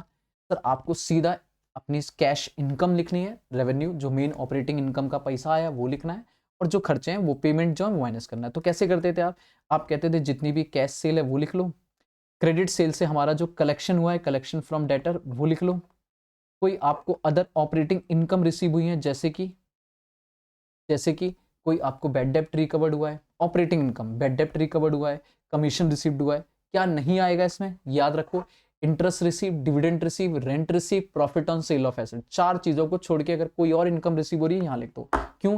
क्योंकि dividend receive, rent receive, profit on cell और इंटरेस्ट रिसीव, ये चारों इन्वेस्टिंग है, ऑपरेटिंग नहीं है। तो आप इन 3 चीजों को लिखोगे, आपका टोटल कलेक्शन आ जाएगा। ऐसे ही कुछ टोटल कलेक्शन में से माइनस कर दोगे कैश परचेज, माइनस कर दोगे पेमेंट टू क्रेडिटर, माइनस कर दोगे जितने भी डायरेक्ट एक्सपेंसेस पे हुए हैं, माइनस कर दोगे जितने भी आपके मतलब सिंपल बोलूँ तो डायरेक्ट एक्सपेंसेस के बाद ऑफिस एंड एडमिनिस्ट्रेशन खर्चे पे हुए हैं, माइनस कर दोगे आप जितने भी सेलिंग एंड डिस्ट्रीब्यूशन, एडवर्टाइजमेंट वगैरह, पैकिंग वगैरह, फ्रेट वगैरह खर्चे माइनस हुए हैं, और माइनस कर दोगे इनकम टैक्स जो आपने पे किया है। ये माइनस करते ही आपका जो आएगा दिस इज पॉजिटिव या नेगेटिव कैश फ्लो या cash used in operating activity direct method. लेकिन इसको करने के लिए आपको कलेक्शन फ्रॉम करने के लिए डेटर अकाउंट बनाना पड़ेगा, और क्रेडिटर को निकालने के लिए आपको क्रेडिटर अकाउंट बनाना पड़ेगा। अच्छा खासा मैंने इस पे प्रैक्टिस कराई थी, अच्छी खासी मैंने क्लास में डेटर और क्रेडिटर अकाउंट का मेथड लिखा हुआ है, प्लीज नोट्स में जाके एक बार गो थ्रू। इनडायरेक्ट मेथड की कैलकुलेशन तो भाई साहब भयंकर वाली है, याद है 3 स्टेप में काम करते थे। सबसे पहले निकालते थे profit before tax and extraordinary item, उल्टी कैलकुलेशन चलते थे कि भाई डायरेक्ट छोड़ो, इनडायरेक्ट तरीके से प्रॉफिट से कैश फ्लो पे जाते हैं। तो कैसे निकालते थे? याद करो बैलेंस शीट से। सबसे पहले step number 1, statement of PNL balance as per the balance sheet, closing minus opening, plus transfer to reserve, अगर कुछ रिजर्व में पैसा दिया है, क्लोजिंग माइनस ओपनिंग, प्लस अगर कोई डिविडेंड वगैरह है जो करंट ईयर में डिक्लेयर वगैरह हुआ है वो प्लस कर दो, कोई टैक्स है जो करंट ईयर का मेड वगैरह है, प्रोवाइडेड है, वो प्लस कर दो, कोई रिफंड है वो माइनस कर दो, कोई एक्स्ट्राऑर्डिनरी आइटम में प्रॉफिट है तो ऐड हो रखा है हटा दो, लॉस है माइनस हो रखा है प्लस कर दो। तो जैसे ये करोगे आपका स्टेप नंबर 1 क्या आ जाएगा, प्रॉफिट बिफोर टैक्स बोले तो नॉर्मल प्रॉफिट। फिर इसमें थे दूसरी चीज क्या करोगे, जितने भी नॉन ऑपरेटिंग इनकम्स हैं, याद है अभी भी 4 मैंने नाम लिए, interest receive, dividend receive, rent receive, profit on sale of asset, उठा के माइनस कर दो। 4 आपकी नॉन ऑपरेटिंग इनकम है, सॉरी नॉन ऑपरेटिंग खर्चे हैं, depreciation, amortisation, depreciation, amortisation, interest paid और loss on sale of asset, ये 4 माइनस कर दो। और भी हैं बट मैंने कहा पहले इतना ध्यान रखो। इनको करते ही आपका आ जाएगा operating profit before working capital change, before working capital change. और उस वर्किंग कैपिटल में आप करंट एसेट और करंट लाइबिलिटी का जो भी इंक्रीज डिक्रीज हो रहा है उसका ट्रीटमेंट कर दो। पर याद कैसे कराया था, करंट लाइबिलिटी के साथ सीधा सीधा ट्रीटमेंट, इंक्रीज तो प्लस, डिक्रीज तो माइनस, इंक्रीज तो प्लस, डिक्रीज तो माइनस। करंट एसेट के साथ उल्टा ट्रीटमेंट, उल्टा ट्रीटमेंट मतलब करंट एसेट बढ़ रही है तो माइनस, करंट एसेट कम हो रही है तो प्लस। याद रखने वाली बात, आपको टेंशन नहीं लेना है सर जी क्यों हो रहा है ऐसा, क्योंकि सीधी सीधी बात है, अभी लॉजिक बाद में, कॉन्सेप्ट यहां होते ही आपका आ जाएगा कैश फ्लो बिफोर टैक्स, और उसमें से जो भी आपने टैक्स पेड किया नेट ऑफ रिफंड वो माइनस कर दो, नेट ऑफ रिफंड वो माइनस कर दो। पॉजिटिव आया तो cash flow from operating, negative आया तो cash flow, cash used in operating. चाहे इससे निकालो चाहे डायरेक्ट से निकालो, आंसर दोनों में सेम होगा। ठीक है, तो ऑपरेटिंग भी खत्म और इनडायरेक्ट भी खत्म। इन्वेस्टिंग में सर सीधा सीधा हेड है, आपको सीधा देखना है फिक्स एसेट और इन्वेस्टमेंट, फिक्स एसेट और इन्वेस्टमेंट में चाहे वो टेंजिबल हो इंटेंजिबल हो, दो ही चीजें हैं, अगर वो इंक्रीज हो रही हैं, इंक्रीज हो रही हैं तो परचेज है, अगर वो डिक्रीज हो रही हैं तो या तो सेल या डेप्रिसिएशन अमोर्टाइजेशन है। सेल परचेज हो रही है तो पैसा जाएगा, सेल हो रही है तो पैसा आएगा, डेप्रिसिएशन अमोर्टाइजेशन का यहाँ कुछ भी नहीं करना। पर क्वेश्चन आपको अगर कोई भी एडजस्टमेंट देता है तो आपको एसेट अकाउंट बनाना आना चाहिए। इन्वेस्टिंग सीधा सीधा हेड वाइज काम करेंगे। नॉन करंट एसेट के अंदर आपको याद है मैंने लिखवाया था, नॉन करंट एसेट में फिक्स एसेट और इन्वेस्टमेंट देखो, अगर वो बढ़ रही हैं तो परचेज है सीधा माइनस कर दो, कम हो रही हैं तो नॉर्मली मैंने बोला था सर जितनी भी टेंजिबल और इनटेंजिबल एसेट हैं उनको डेप्रिसिएशन अमोर्टाइजेशन मानेंगे। इन्वेस्टमेंट और लैंड, स्पेशली इन्वेस्टमेंट और लैंड को हम सेल मानेंगे क्योंकि उन पर डेप्रिसिएशन अमोर्टाइजेशन नहीं लगता। क्लियर है, लेकिन ये तब लगेंगी जब क्वेश्चन उनके बारे में कुछ नहीं बोल रहा। लेकिन अगर क्वेश्चन ने कोई भी एडजस्टमेंट दे दी, परचेज सेल डेप्रिसिएशन कुछ भी बता दिया, तो आपको अकाउंट बनाना पड़ेगा एसेट अकाउंट। दो साइड डेबिट और क्रेडिट, शुरुआत टू बैलेंस बीडी, खत्म बाय बैलेंस सीडी पे, खरीदा है तो टू बैंक, सेल करा है तो बाय बैंक, और ऑफ कोर्स बाय प्रॉफिट और लॉस, लॉस है तो क्रेडिट, प्रॉफिट है तो डेबिट, और जितने से डेप्रिसिएशन हो रहा है वो डेप्रिसिएशन। ये सारी चीजें डेफिनेटली क्वेश्चन सारी चीजें नहीं देगा, परचेज या सेल मिसिंग करेगा। तो अकाउंट बनाना आप सीखोगे, एक बार कॉपी में रिवाइज कर लेना और प्रोविजन भी साथ में रिवाइज कर लेना, मैं नहीं डिस्कस कर पाऊंगा क्योंकि ऑलमोस्ट मेरे को यहाँ पे टाइम की लिमिटेशन है। ठीक है, cash flow from financing activity सीधा हेड है शेयर होल्डर फंड में। अगर आपकी कोई भी शेयर कैपिटल, इक्विटी या प्रेफरेंस, या कोई भी लॉन्ग टर्म लाइबिलिटी डिबेंचर्स वगैरह, या कोई भी शॉर्ट टर्म बोरिंग बोले तो बैंक ओवरड्राफ्ट बढ़ रहे हैं तो मतलब पैसा आ रहा है, कम हो रहे हैं तो पैसा जा रहा है, सीधा इंक्रीज हो रहा है तो प्लस, डिक्रीज हो रहा है तो माइनस। और अगर क्वेश्चन ने बोला है कि सर जी इन पर हम डिविडेंड पे कर रहे हैं, तो जो भी प्रीवियस ईयर डिविडेंड है वो उठा के माइनस कर दोगे, और जो भी आपका इंटरेस्ट पे हो रहा है वो भी उठा के माइनस कर दो। इंटरेस्ट का रेट दिया है तो भी अपने आप इंटरेस्ट निकाल के माइनस कर दोगे। ठीक है, कुछ छोटे छोटे पॉइंट कैलकुलेशन पार्ट थे वो इंपॉर्टेंट है, नोट्स में लिखवाए पढ़ लेना। ठीक है, बाकी तो सच कुछ था नहीं, कैश फ्लो पूरी तरीके से एक बार बनाना, एक दो क्वेश्चन फुल फ्लैश वाले भी करके जाना, खत्म। ठीक है जी, अब आते हैं कंसोलिडेशन पे। Sir ji cost of control निकालना सीखना, सबसे पहले इसकी एक सेपरेट वर्किंग करके चलना कि हमने जितने की इन्वेस्टमेंट खरीदी, cost of acquisition minus subsidiary company की, माइनस सब्सिडरी कंपनी की शेयर कैपिटल में हमारा पोर्शन, मान लो मैं कह रहा हूं कि मैंने 10 लाख की इन्वेस्टमेंट खरीदी, 60% हमारा है, तो भाई उनकी कैपिटल अगर 5 लाख है तो 5 लाख का 60% हमारा है, दैट इज 3 लाख। और साथ में जितना भी प्री एक्विजिशन प्रॉफिट है वो प्रॉफिट को ऐड करके चेक करो, अगर हमने ज्यादा पे किया है तो गुडविल, कम पे किया है तो कैपिटल रिजर्व। क्लियर है, बट इसके लिए आपको एओपी बनाना पड़ेगा, एओपी बनाना पड़ेगा, और एओपी बहुत इंपॉर्टेंट पार्ट होता था, इसको मोस्ट इंपॉर्टेंट मार्क करो। एओपी कैसे बनता था सर, जो भी सब्सिडरी कंपनी की प्रॉफिट्स होते हैं, जितने भी सब्सिडरी कंपनी के प्रॉफिट हैं, उन प्रॉफिट्स को हम दो पार्ट में डिवाइड करते हैं, प्री और पोस्ट। हमारे खरीदने तक के प्रॉफिट को प्री बोलते हैं, हमारे खरीदने के बाद के प्रॉफिट को पोस्ट बोलते हैं। मैं बहुत डिटेल में नहीं जा पाऊंगा, कंसोलिडेशन ऑलमोस्ट अपने में बहुत भारी है। ऑलरेडी मैंने रिवीजन की लिंक्स डाली हुई हैं, आप आराम से 1 घंटे में पूरा रिवाइज कर सकते हो, बट मैं हल्का सा हिंट दे रहा हूँ। प्री मतलब जनरली जितने भी ओपनिंग रिजर्व एंड सरप्लस है वो प्री में होंगे, जो करंट ईयर प्रॉफिट है उसके 2 पार्ट होंगे कि अगर हमने साल के शुरू में खरीदा है तो सारा करंट ईयर प्रॉफिट पोस्ट होगा, अगर हमने साल के एंड में इन्वेस्टमेंट लगाई है तो सारा प्री होगा, और बीच में लगाई है तो टाइम बेसिस पे डिवाइड कर दो। क्लियर है? उसमें कुछ एडजस्टमेंट करो। क्या एडजस्टमेंट होंगी? यही है, abnormal items, revaluation, unrealised profit और कॉन्ट्रा, ये सारी एडजस्टमेंट है। ये सारी एडजस्टमेंट प्लीज अपनी वीडियोस में देख लेना, मैं नहीं डिस्कस करूंगा, मैं पहले बोल रहा हूँ, मैं नहीं डिस्कस करूंगा, मैं पहले बोल रहा हूँ, क्योंकि इनको मैं 1 मिनट में डिस्कस कर भी नहीं सकता, वरना कहीं ना कहीं खिचड़ी मच जाएगी और आप उल्टा कंफ्यूज हो जाओगे। देखो, जहां मेरे को डिस्कस करना था मैंने करा, लेकिन यहाँ पे मेरे को मान के चलो बेटा, कंसोलिडेशन में नहीं डिस्कस करके ये कर सकता कि बेटा ये लो 1 मिनट में रिवाइज हो गया, नहीं, 1 मिनट वाला टॉपिक नहीं है ये। ठीक है? तो आप एडजस्टमेंट को याद रखोगे, जो भी एडजस्टमेंट है वो करोगे, और जो प्रॉफिट आएगा उस प्रॉफिट को 2 पार्ट में डिवाइड कर दोगे। एक हमारा हिस्सा बोले तो होल्डिंग कंपनी का, एक होल्डिंग कंपनी का, और एक जो बाकी बचा वो माइनॉरिटी इंटरेस्ट, जो बाकी बचा वो माइनॉरिटी इंटरेस्ट। आपको पता है माइनॉरिटी का प्री और पोस्ट दोनों ही माइनॉरिटी में जाएगा, और माइनॉरिटी में शेयर कैपिटल का हिस्सा भी माइनॉरिटी में आएगा, तो माइनॉरिटी इंटरेस्ट तो आ जाएगा एक साथ ही। लो, माइनॉरिटी का प्री और पोस्ट का प्रॉफिट प्लस शेयर कैपिटल में जो 60% हमारा है, 40% और ऐड कर दो कैपिटल का, तो दोनों मिला के माइनॉरिटी इंटरेस्ट आ जाएगा, जो बैलेंस शीट में लाइबिलिटी से जस्ट ऊपर अलग से शो होगी। लेकिन जो प्रॉफिट हमारा है, होल्डिंग कंपनी का प्रॉफिट है, वो प्री वाला हमारा कॉस्ट ऑफ कंट्रोल में जाएगा, और याद करो पोस्ट वाला हमारे कंसोलिडेटेड रिजर्व एंड सरप्लस में ऐड हो जाता है, क्योंकि ये हमारी कमाई है। प्री हमने खरीदा था, पोस्ट हमने कमाया था, पक्की बात है। तो ये 3 चीजें आप अच्छे से पढ़ोगे, आपको एओपी बनाना आना चाहिए, एओपी बनाते ही आपका माइनॉरिटी इंटरेस्ट और कॉस्ट ऑफ कंट्रोल हो जाएगा। बाकी ये एडजस्टमेंट आप अच्छे से पढ़ोगे, सारी की सारी एडजस्टमेंट, कैसे कैसे क्या क्या एडजस्टमेंट है, आराम से पढ़ो। ठीक है जी, चलो ठीक है। हाँ जी, बाकी एक प्रॉपर क्वेश्चन करके जाना, 2-3 question. CFS consolidated financial statement बोले तो बैलेंस शीट बना के आना चाहिए, ठीक है? पक्का जी। चलो अब मुझे 5 मिनट का ब्रेक दे दो, बस 5 मिनट का ब्रेक दे दो, मैं तब तक आया, अभी आया, बस थोड़ा वॉक करके आता हूँ 5 मिनट में, ठीक है? फिर उसके बाद हम लोग रेशियोज वाला पार्ट शुरू करेंगे, देन उसके बाद आपके साथ थोड़ा सा फिर कॉस्ट और फिर एफएम वाला पार्ट भी रिवाइज कर दूंगा, ठीक है? ज्यादा नहीं, मैक्सिमम हम 15-20 मिनट और करेंगे, क्योंकि एफएम वाले पार्ट पे मैं थोड़ा ही पार्ट पढ़ाऊंगा, क्योंकि मैंने उतना ही पढ़ाया जितना मैंने पढ़ाया मैं करूंगा। मैंने ऑलमोस्ट कॉर्पोरेट अकाउंटिंग में कैश फ्लो कर लिया, कंसोलिडेशन कर लिया, डिवेंचर कर लिया, शेयर कर लिया, शेयर में सारे कर लिए, बोनस बायबैक सब कुछ पढ़ा, आपको टॉपिक बता दिए।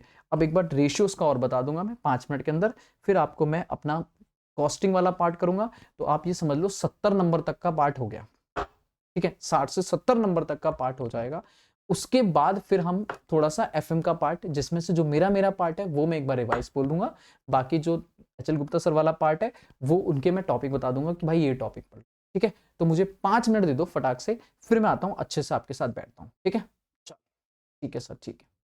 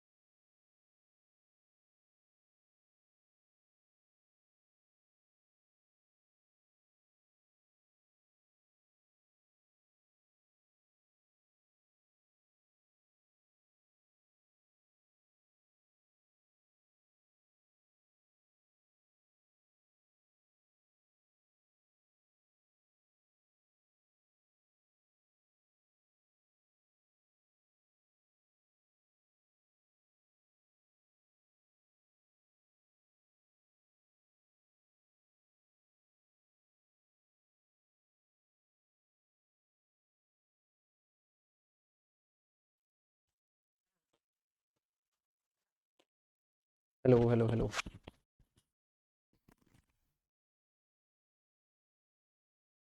हेलो हेलो हेलो हेलो बच्चों, हेलो हेलो। चलो जी, ठंड हो रही है भाई, ठंड हो रही है, बहुत ठंड हो रही है। चलो भाई, चलो चलो चलो चलो शुरू करते हैं हम लोग। बैक टू द मोड, वापस से अपना रिवीजन और अपना इंपॉर्टेंट शॉर्ट्स वगैरह सारा, ठीक है। चलो रेशियोज पे आओ। सर क्या क्या रेशियोज पढ़ने? सबसे पहले आप पढ़ोगे लिक्विडिटी रेशियोज। भाई कुछ भी हो जाए, लिक्विडिटी रेशियो पढ़ के जरूर जाओगे। दोनों के दोनों रेशियो, करंट रेशियो और क्विक रेशियो। करंट रेशियो क्या होता है? करंट एसेट अपॉन में करंट लाइबिलिटी। क्विक रेशियो क्या होता है? क्विक एसेट अपॉन में करंट लाइबिलिटी। भाई करंट लाइबिलिटी वो लाइबिलिटी जो 12 महीने के अंदर पे करनी है। करंट एसेट मतलब सारी एसेट जो 12 महीने के अंदर रिसीव होनी है। दो चीजें छोड़ के चलोगे, store spare and loose tools, वो हमारी बिकने लायक नहीं है, हमारे को पैसा नहीं देती। क्विक एसेट क्या है? क्विक एसेट, करंट एसेट में से दो चीजें हटा दो, स्टॉक और प्रीपेड एक्सपेंस, क्योंकि वो हमारे कंट्रोल में नहीं है, ठीक है। तो ये निकालना आना चाहिए डायरेक्ट तरीके से भी, इनडायरेक्ट तरीके से कई सारे फॉर्मूले हैं। Working capital, current asset minus current liability. Total डेप्ट, non current liability plus current liability. Capital employed, shareholder fund plus non current liability. या फिर टोटल एसेट में से करंट लाइबिलिटी हटा दो, या फिर non current asset plus current asset minus current liability कर दो, या फिर non current asset plus working capital कर दो। ये सारे फॉर्मूले कैपिटल एम्प्लॉयड के हैं। और बैलेंस शीट दो तरीके की, बैलेंस शीट में दो साइड, एक लाइबिलिटी साइड एक asset side. Liability non current liability, liability side में देखा जाए तो share holder fund, non current liability, current liability, non current asset, current asset. तो मैंने आपको ये बोला था कि भाई आपको ये दो चीज चाहिए और कहीं से भी कुछ भी दे, आप घुमा के कैलकुलेशन निकाल लो। ये आपका इनडायरेक्ट तरीके का बेस्ट रूल है। तो कुछ रेशियो आपको करंट रेशियो, क्विक रेशियो लिखने हैं, और बाकी कुछ एडिशनल रेशियो जैसे कि वर्किंग कैपिटल रेशियो आपको पता होना चाहिए। वर्किंग कैपिटल कैसे निकालेंगे? कैपिटल एम्प्लॉयड के चारों फॉर्मूले आपको पता होने चाहिए, और आपको टोटल डेप्ट का मतलब पता होना चाहिए। तो आपके लिए इतना काफी है, आप अपना लिक्विडिटी रेशियोज को भी बड़े आराम से निपटा दोगे, इवन सॉल्वेंसी रेशियोज को भी बड़े आराम से निपटा दोगे। मैंने सॉल्वेंसी में एक ही लिखा है, डेप्ट इक्विटी रेशियो, क्योंकि अगर आपने डेप्ट इक्विटी समझ लिया, डेप्ट मतलब नॉन करंट लाइबिलिटी, इक्विटी मतलब share holder fund. Share holder fund में शेयर कैपिटल, सारी इक्विटी प्रेफरेंस दोनों, प्लस जितने भी रिजर्व हैं, माइनस जितने भी लॉसेज है। लॉसेज बोले तो preliminary expenses, loss on issue of debenture, under writing commission, share issue expense, ये सब पीएनएल का डेबिट बैलेंस, ये सब माइनस करोगे। रिजर्व में सारे रिजर्व पीएनएल का क्रेडिट बैलेंस प्लस करोगे। नॉन करंट लाइबिलिटी में जितनी भी लॉन्ग टर्म बोरिंग है, डिबेंचर्स वगैरह सारे आ गए, प्लस अगर कोई आपने लॉन्ग टर्म प्रोविजन बना रखा है, ग्रेचुटी, पेंशन, लीव इनकैशमेंट जैसा कोई बना रखा है, वो ऐड कर दो। तो आपको डेप्ट और इक्विटी अगर पता है तो भैया आप सॉल्वेंसी के सारे रेशियो निकाल लोगे, कोई टेंशन वाली बात नहीं है। बेटा मैंने क्लास में पढ़ाते टाइम आपसे बोला था कि भाई एक चार्ट बना लेना, एक चार्ट बना लेना सारा रेशियो का, ताकि ये जो कयामत की रात है ना, जो अब दिन हो चुका है सर, ये आपके लिए बड़े काम आएगा। क्योंकि आप कयामत की रात बोले तो जब आप बैठोगे ना अब, तो आपको सारे रेशियो नहीं, बस उस चार्ट को देखना है कि भाई यही तो पढ़ना है। क्लियर है? तो आपका काम आसान हो जाएगा। ठीक है sir. Debtor turnover ratio, turnover ratio में दो रेशियो अच्छे से कर लो, बाकी सारे रेशियो कवर हो जाएंगे। Debtor turnover ratio, inventory turnover ratio. भाई डेटर टर्नओवर रेशियो का फॉर्मूला क्या है? ट्रेड रिसीवेबल टर्नओवर रेशियो भी बोलते हैं इसे। Net credit sale divided by average trade receivable. दो चीजें याद रखना, सेल में से कैश सेल हटा दो, नेट क्रेडिट सेल आ जाएगी। एवरेज निकालने का तरीका opening plus closing divided by 2। Trade receivable का मतलब दो चीजें हैं, डेटर और बिल्स पेबल, डेटर और बिल्स रिसीवेबल, सॉरी। ऐसे ही बिल्स पेबल और क्रेडिटर मिला के ट्रेड पेबल बन जाएगा। तो एक डेटर टर्नओवर रेशियो से क्रेडिटर टर्नओवर रेशियो भी बन जाता है, या ट्रेड पेबल टर्नओवर रेशियो भी बन जाता है, जिसमें नेट क्रेडिट परचेज अपॉन में एवरेज ट्रेड पेबल हो जाता है। तो कोई बड़ी बात नहीं है मेरे बच्चे, आराम से आप उसे कर सकते हो। ठीक है, तो ये यहां से कवर हो जाएगा। ठीक है, इसमें दो तीन चीजें याद रखना, जैसे प्रोविजन अगर है तो उसको इग्नोर मार दो, अगर वो माइनस है तो प्लस कर दो, क्योंकि प्रोविजन कंसीडर हम नहीं करते हैं। बाकी आपने बढ़िया से कैलकुलेशन करी है। जीपीईपी का फॉर्मूला पढ़ के जाना भाई। सीओजीएस निकालने का फॉर्मूला होता है नेट सेल माइनस जीपी, और सीओजीएस निकालने का एक और फॉर्मूला होता है opening stock plus net purchase plus direct expenses minus closing stock. तो याद रखना, आपको सेल निकलने वाले के लिए भी सीओजीएस काम आएगा, कल को परचेज निकालने के लिए भी सीओजीएस काम आएगा, जीपी देगा तो सीओजीएस निकलेगा। ऐसे इस तरीके से घुमा फिरा के हमने बढ़िया सारे बहुत सारे क्वेश्चन करे थे। इन्वेंट्री टर्नओवर रेशियो का फॉर्मूला क्या होता है? सीओजीएस अपॉन में एवरेज इन्वेंट्री। तो भाई COGS एक तीर से कई सारे निशाने लगने वाले हैं। अगर आपको COGS क्लियर है तो आप सेल निकाल लोगे, परचेज निकाल लोगे, inventory turnover ratio, data turnover ratios वगैरह सारे रेशियोज हो जाएंगे। अच्छे से पढ़ के जाना। इसमें कलेक्शन पीरियड का फॉर्मूला हो जाता है, चाहे वो कलेक्शन पीरियड बोलो या क्रेडिट पीरियड बोलो, कि भाई जो भी आपका ये ट्रेड रिसीवेबल टर्नओवर रेशियो है ना, ठीक है, हमें ये बताता है कि हमें कितनी बार साल में पैसा आया, कितने कलेक्शन हुआ। तो कलेक्शन पीरियड क्या बोलता है, कहता है भाई अगर आप 12 महीने या 365 या जितने भी मान लो जो भी वीक छोड़ो, मैंने कहा सर 12 मंथ या 365 डेज या 52 वीक, आपने बोला डिवाइडेड बाय अगर आप ट्रेड रिसीवेबल टर्नओवर रेशियो या ट्रेड पेबल टर्नओवर रेशियो रख दो, तो आपको ये पता चल जाएगा कि ऑन एन एवरेज कितने महीने, कितने दिन, कितने वीक में आपको पैसा कलेक्ट होता है। तो याद रखना, इस फॉर्मूले को या तो क्वेश्चन निकालने को बोल सकता है या इस क्वेश्चन से आपको बैक कैलकुलेशन करवा सकता है कि भाई ये 3 महीने दे दिया जिससे आपका टर्नओवर रेशियो निकलेगा, फिर टर्नओवर रेशियो से एवरेज निकलेगा। क्वेश्चन करे थे, ध्यान रखना। प्रॉफिटेबिलिटी सारे रेशियोज पढ़ के जाओगे, मैंने रिवाइज कर रहा, जीपी रेशियो वगैरह वगैरह, नेट प्रॉफिट रेशियो सारे पढ़ के जाओगे। भाई रिटर्न्स के सारे फॉर्मूले पढ़ के जाना प्लीज, मुझे नहीं पता कौन सा है, दीज आर मोस्ट इंपॉर्टेंट। आते ही आते हैं प्रॉफिटेबिलिटी और रिटर्न रेशियो, इसलिए मैं पहले बोल रहा हूँ, मैं यहाँ पे कुछ नहीं पढ़ाऊंगा, मैं सीधा बोल रहा हूँ प्रॉफिटेबिलिटी और रिटर्न रेशियोज पढ़ के जाओगे। क्लियर है। अगेन एक मोस्ट इंपॉर्टेंट टॉपिक है सर जी, आपको फाइनेंशियल स्टेटमेंट बनानी आनी चाहिए रेशियो से, बैलेंस शीट और पीएनएल आनी चाहिए। आपको पता है सर जी, पीएनएल बनाने के लिए सिंपल, अगर मैं शेड्यूल 3 भी ना फॉलो करूं तो पीएनएल बनाने के लिए मुझे 2 चीजें चाहिए। एक चाहिए, अगर मैं या ऐसे बनाओ पीएनएल, ऐसे बनाओ शेड्यूल 3 के हिसाब से बनाओ, लो तो मैं बोलूंगा आपको चाहिए सेल, जिसे आप रेवेन्यू फ्रॉम ऑपरेशन बोलोगे, और अदर इनकम। ठीक है, इसका आप टोटल लगाओगे ए, और इसमें से खर्चे माइनस करोगे खर्चे। तो खर्चों में फिर आप जो भी खर्चे हैं आपके सर जी, परचेज हो गया, कॉस्ट ऑफ मटेरियल कंज्यूम्ड हो गया, चेंज इन स्टॉक हो गया, एम्प्लॉय का खर्चा, फाइनेंस का खर्चा, डेप्रीशिएशन खर्चा, अदर खर्चे, जितने भी खर्चे वर्चे हैं वो सब माइनस करोगे, आपका प्रॉफिट बिफोर टैक्स आएगा, उसमें से टैक्स माइनस करोगे, आपका आ जाएगा profit after tax, profit after tax. ठीक है, इवन इससे पहले जाओगे तो ईबीआईटी आता है, जिसे हम ऑपरेटिंग प्रॉफिट बोलते हैं। ईबीआईटी में से आप इंटरेस्ट माइनस करते हो तो प्रॉफिट बिफोर टैक्स आता है। तो हो सकता है क्वेश्चन आपको प्रॉफिट आफ्टर टैक्स से प्रॉफिट बिफोर टैक्स, फिर आपसे ईबीआईटी, फिर आपसे इनकम एक्सपेंस, ऐसे करके बैक कैलकुलेशन करके पूरा रेशियो की मदद से पीएनएल बनाए। बैलेंस शीट में कोई लफड़ा नहीं है तो मुझे ज्यादा कोई टेंशन नहीं है। तो प्लीज इसके ऊपर पढ़ के जाना कि पीएनएल और बैलेंस शीट का फॉर्मेट क्या होता है, ताकि जब रेशियो से अगर आपको कोई मिसिंग इन्फॉर्मेशन हो तो आप वो पजल वाला सॉल्व करते हुए बैलेंस शीट और पीएनएल बनाना सीख जाओ। ठीक है जी, ठीक है, इतना ही हमारा रेशियो। बेटा अगर रेशियोस, ये सारे रेशियोस पढ़ लोगे तो आपका रेशियो चैप्टर खत्म और मेरी अकाउंट्स का कॉर्पोरेट अकाउंटिंग पार्ट खत्म। अब आते हैं फाइनेंशियल मैनेजमेंट पे। फाइनेंशियल मैनेजमेंट में मैंने सबसे पहले उठाया एकदम लास्ट चैप्टर, जिसमें आपका बिहेवियर क्लासिफिकेशन है, या जिसे मार्जिनल कॉस्टिंग भी बोलते हैं। सबसे पहला टॉपिक उसमें पढ़ के जाओगे PV ratio, the most important topic इस चैप्टर का, most important topic. PV ratio को हम कंट्रीब्यूशन मार्जिन रेशियो भी बोलते हैं। As per the marginal costing हम बोलते हैं जितनी भी सेल है उसमें से वेरिएबल कॉस्ट माइनस कर दो, जो आएगा वो आएगा आपका कंट्रीब्यूशन। कंट्रीब्यूशन में से फिक्स कॉस्ट माइनस कर दो तो आपका निकल के आएगा प्रॉफिट। बोलो हाँ या ना।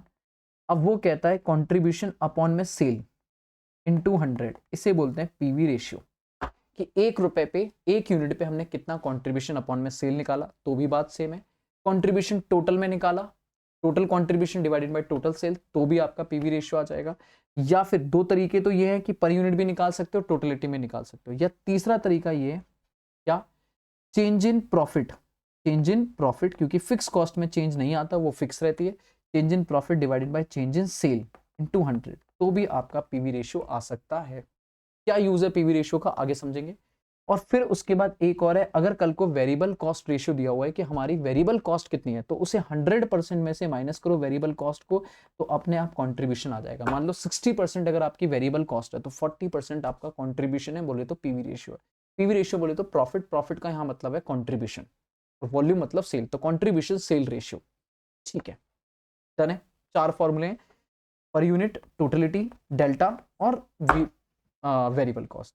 इसकी मदद से एक ब्रेक इवन पॉइंट निकालते थे कि भैया अगर मैं कुछ भी, कितनी सेल करूं कि मुझे कुछ भी प्रॉफिट लॉस ना हो, जीरो, मैं अपने जीरो पे आना चाहता हूं, तो वहां पे एक फॉर्मूला यूज करते थे कि जितनी भी फिक्स कॉस्ट है divided by contribution per unit, या फिर fix cost divided by PV ratio. अगर आपने पीवी रेशियो से डिवाइड किया तो सेल अमाउंट में आएगी, और अगर आपने पर यूनिट से डिवाइड किया तो सेल पर यूनिट में आ जाएगी। तो ये ब्रेक इवन पॉइंट अगर उसने यूनिट पे बोला, यूनिट्स में बोला है, तो आप कंट्रीब्यूशन पर यूनिट से डिवाइड करोगे। और वो कह रहा है नहीं नहीं नहीं, ब्रेक इवन पॉइंट रुपीज में बताओ, मतलब सेल रुपीज में बताओ, जहां पे आपका प्रॉफिट 0 लेवल पे होने वाला है, तो उसे पीवी रेशियो से डिवाइड करो। यहीं पर एक टॉपिक आएगा डिजायर्ड प्रॉफिट का, कि भाई आप फिक्स कॉस्ट तो रिकवर करना चाहते हो प्लस कुछ डिजायर्ड कमाना चाहते हो। Divided by contribution per unit करोगे तो वो डिजायर्ड सेल पर यूनिट आ जाएगी, और अगर आपने पीवी रेशियो से डिवाइड कर दिया तो डिजायर्ड सेल इन रुपीज आ जाएगी। भर के क्वेश्चन कराए हैं मैंने, नोट्स में जाके देखो, क्लियर है। वहीं पे एक लास्ट में क्वेश्चन था मार्जिन ऑफ सेफ्टी, कि भाई आपकी जो एक्चुअल सेल है minus break even point. Break even point वो लेवल है जहां पे जीरो और एक्चुअल सेल पे आप प्रॉफिट कमा रहे हो, तो आपके पास कितना मार्जिन है कि आप इतने मार्जिन पे काम कर रहे हो, इतने ज्यादा आपकी ब्रेक इवन से सेल है, तो this is margin of safety. इसके भी 2-3 फॉर्मूले पढ़ लेना। तो सर जी यही है हमारा मार्जिनल कॉस्टिंग में, तो इतना पढ़ लो, काफी आपका डन हो जाएगा। अब आ जाओ कैपिटल स्ट्रक्चर। सर थोड़ी सी थ्योरी पढ़ लेना कैपिटल स्ट्रक्चर की मीनिंग, इस पे ज्यादा मैं कर नहीं रहा, ये थ्योरी पार्ट है, प्लीज पढ़ लेना एक बार, ठीक है, क्लियर है। उसके बाद आप ट्रेडिंग ऑन इक्विटी छोड़ो, आप यहां से आ जाओ financial leverage, operating leverage, combined leverage, ठीक है। इनके फॉर्मूलेज हैं, इनके फॉर्मूलेज हैं, इनको अच्छा सा पढ़ के जाना प्लीज, इनके लिए अच्छे से फॉर्मूले। मैंने इसकी लिंक डाल रखी है, आपको डाल रखी है मैंने व्हाट्सएप पे, तो उसको एक बार गो थ्रू मार लेना। मुश्किल से 20 मिनट 25 मिनट में मैंने सारे फॉर्मूले कवर कराए हैं लिवरेज के, तो वो एक बार पढ़ लेना मेरे बच्चे, खत्म हो जाएगा, टेंशन नहीं है, मैं नहीं डिस्कस कर रहा, आराम से। EBIT EPS analysis, this is the important topic, most important topic, class में कराते थे, याद है। हम लोग कहते थे हमारे पास हमें 50 लाख रुपए उठाने, और वो कहता था हमारे पास 3 ऑप्शन है, इक्विटी से उठा लो सारा पैसा, डिबेंचर से उठा लो सारा पैसा, या इक्विटी और डिबेंचर से मिलके उठा लो।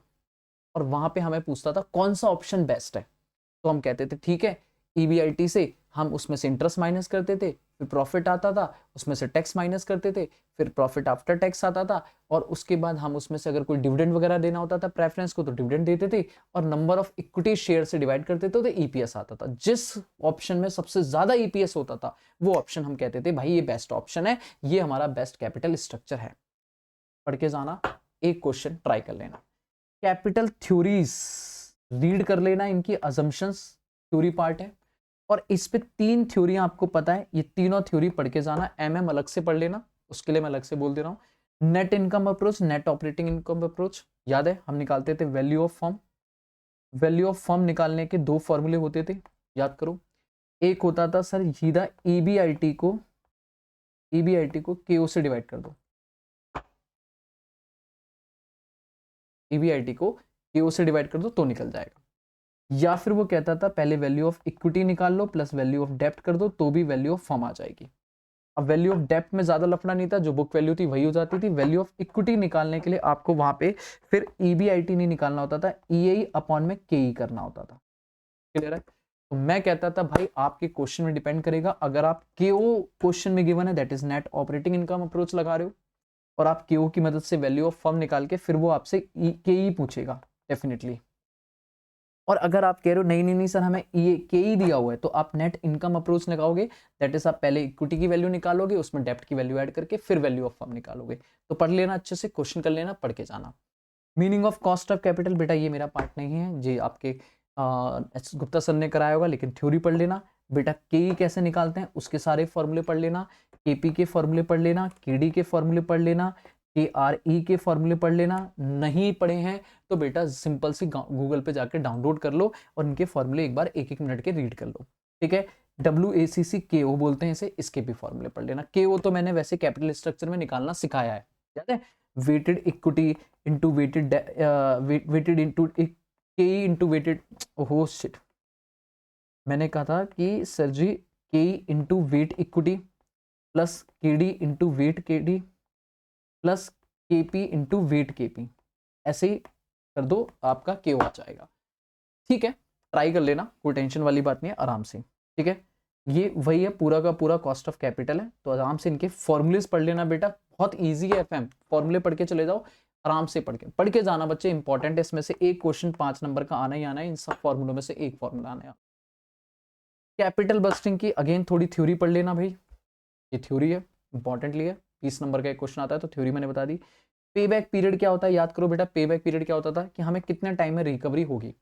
तो ये दो तरीके से होता था, एक नॉर्मल पे बैक और एक डिस्काउंटिंग पे बैक। नॉर्मल है तो आपको कोई डिस्काउंट नहीं करना, आप सिंपल देखोगे कि आपके जो भी इन्फ्लो है, मान लो 4 साल के इन्फ्लो है, Y2 3 4, और आप इन्फ्लोज लिखोगे और उसमें से क्यूमुलेटिव कर दोगे कि मान लो जो जो इन्फ्लोज है उनका क्यूमुलेट करते जाओगे, पहला साल पहला, दूसरे साल में पहला और दूसरा मिला के, तीसरे साल में पहला दूसरा तीसरा मिला के, चौथे साल में पहला दूसरा तीसरा चौथा सब मिला के, और जो आपका आउटफ्लो है वो देखोगे कौन से ईयर में अचीव हो रहा है। मान लो तीसरे साल में ईयर अचीव हो रहा है तो आपका पे बैक पीरियड कैसे निकलेगा, 2 साल तो पूरे लग गए, प्लस तीसरे साल में मान लो आउटफ्लो हुआ था 10,000 और ये आ रहा है 12, पहले 9 आ रहा था और अब 12 आ रहा है, 9 आ रहा था और 12 आ रहा है, तो आप बोलोगे टोटल तीसरे साल में बढ़ा 3,000 और मुझे चाहिए 1,000, मुझे चाहिए 1,000, तो अपने आप मल्टीप्लाई बाय 12 महीने।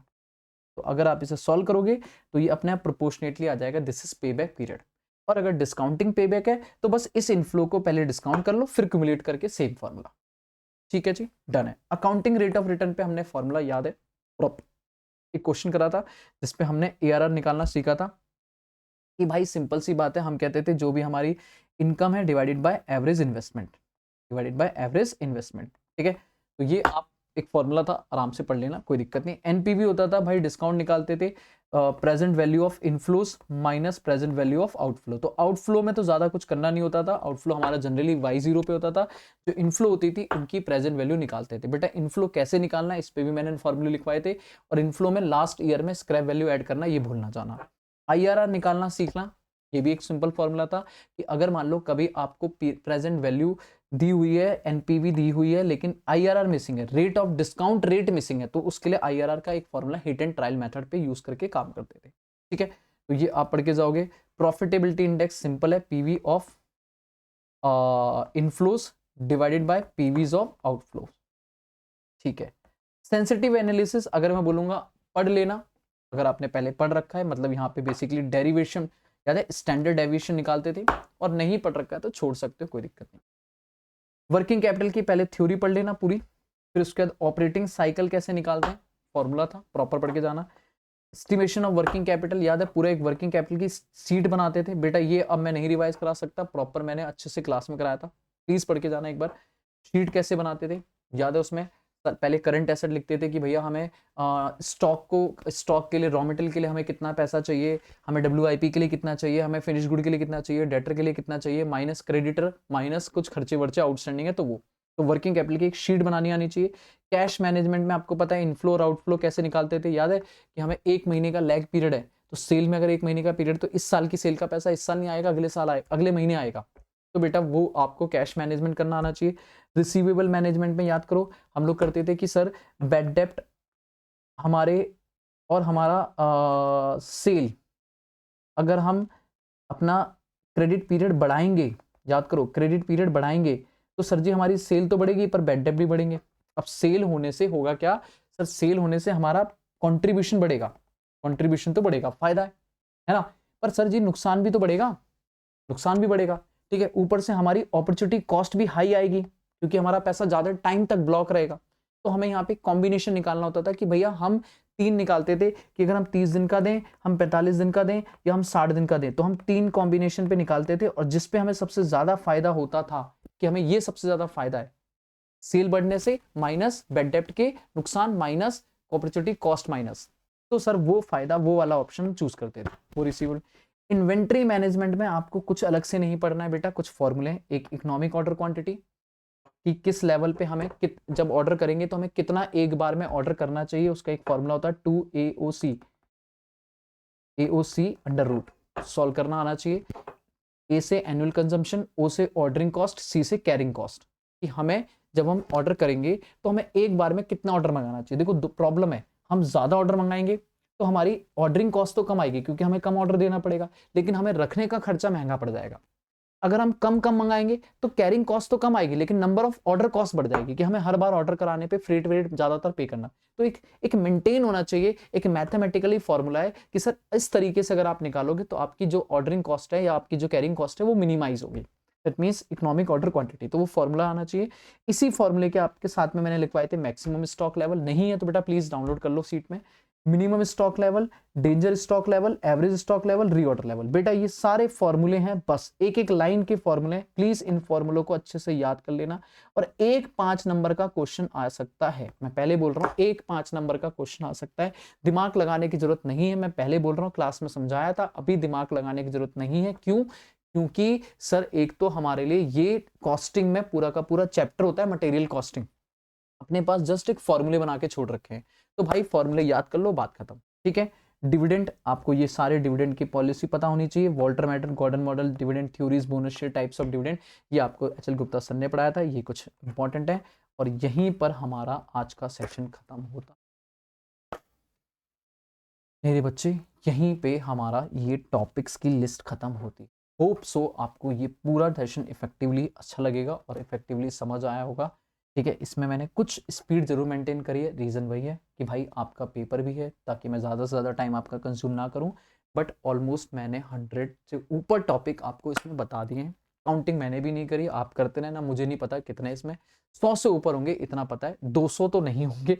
ठीक है, बट हाँ कोशिश करें कि जितने आपके इंपॉर्टेंट टॉपिक थे वो सारे कवर हो जाएं, एफएम, कॉर्पोरेट अकाउंटिंग, सब। अब जाओ फोड़ दो exam. Thank you so much, have a good day, take care बच्चों, bye bye, best of luck for exam. ठीक है, बाकी एग्जाम के बाद बातचीत करते हैं।